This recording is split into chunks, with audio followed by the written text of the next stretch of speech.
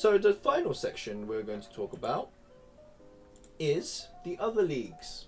So last season, I think I watched a little bit more alternative leagues. So this season, the other two leagues we're going to be talking about are the Bundesliga and the La Liga. We're going to have a very short amount of time on these topics because, you know, I'm not exactly an expert on these leagues, but I am going to endeavor to watch. I think the Bundesliga is quite interesting. Obviously, we have Bayer Leverkusen and their insane squad that, you know, went unbeaten in the Bundesliga last season. Try and make this more easily visible. Here we go. So they've managed to keep a lot of their team, which is very important.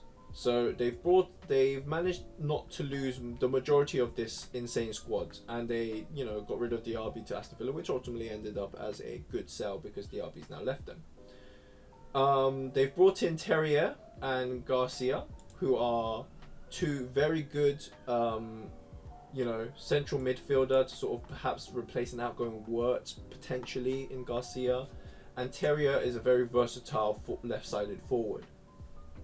I think Leverkusen have a very good chance this season of winning the Bundesliga for a second time, historically amazing, given that Bayern have basically done nothing this window of note.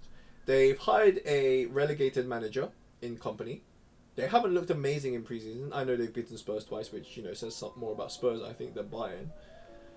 But if we look at their squad, they've brought in Elise, which is, you know, a big transfer. But I think their biggest problem last season was this defense here. Upamecano and Kim Min-jae are just not reliable. They're just not solid enough, and I think they're going to leak goals. They've brought in Polinia as well as another big sort of signing, and so they're hoping that Polinia and, you know, Elise are enough to turn over third place in the Bundesliga. I don't think so.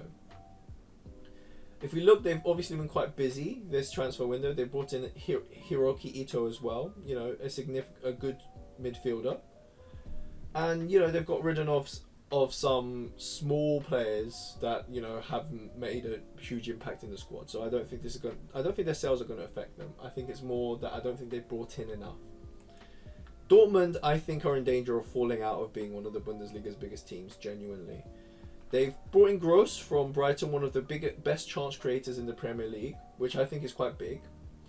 They brought in Anton, who had a solid season in Stuttgart as well. And they brought in Bayer, who's a very flexible front-facing one of the best forwards in the Bundesliga last season. And they've got in Ryerson, who's been relatively solid in their Euros campaign. I think they've got Jan Kuto on loan from Man City as well. So, but this doesn't look like a deep enough squad. Like, just looking at this and this lack of a bench, that I filled out every player that, you know, I think is going to get significant minutes.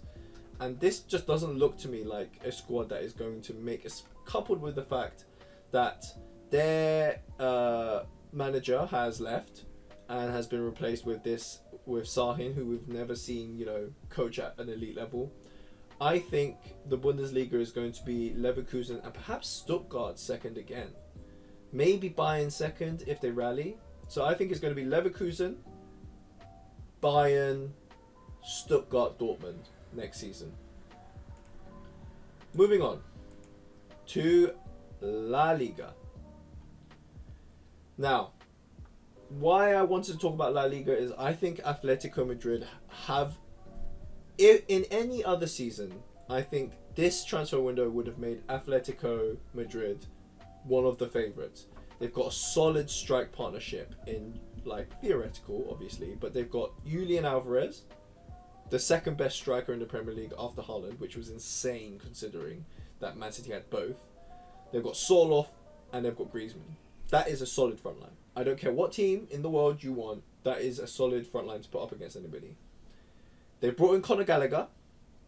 Questionable. Not the best, you know, on the ball player, but off the ball, and Atletico being a relatively more defensive team, I think Gallagher could play into the system quite well.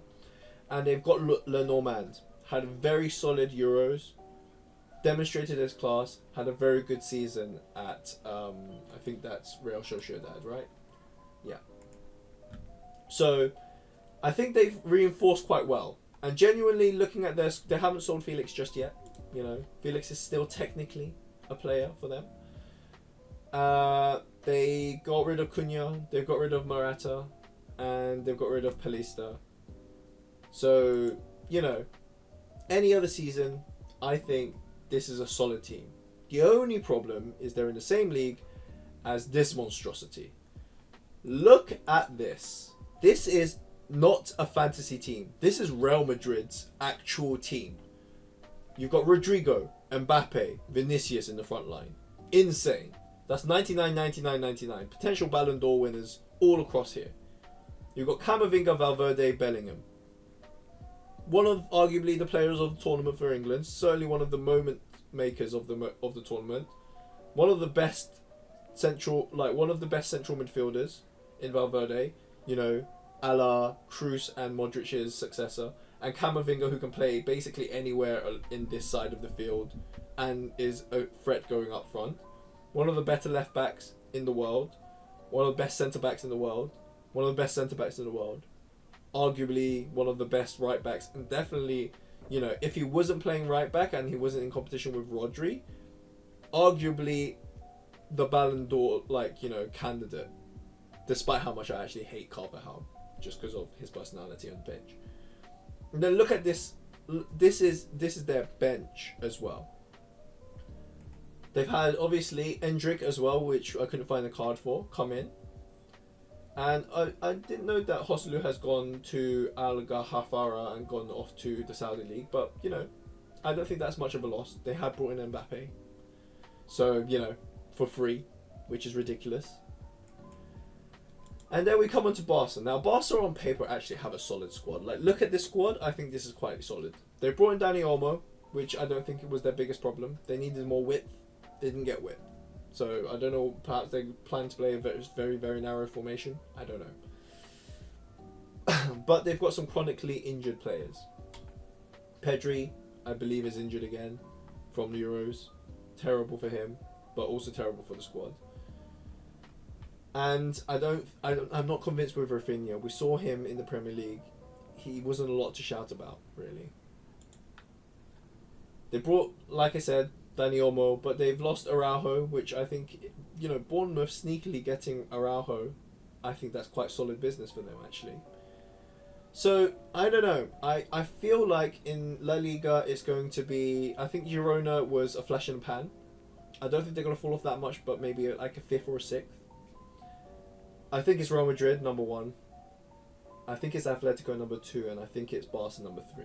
And I'm a Barca supporter because, you know, GOAT Messi. Thank you guys for watching. Peace.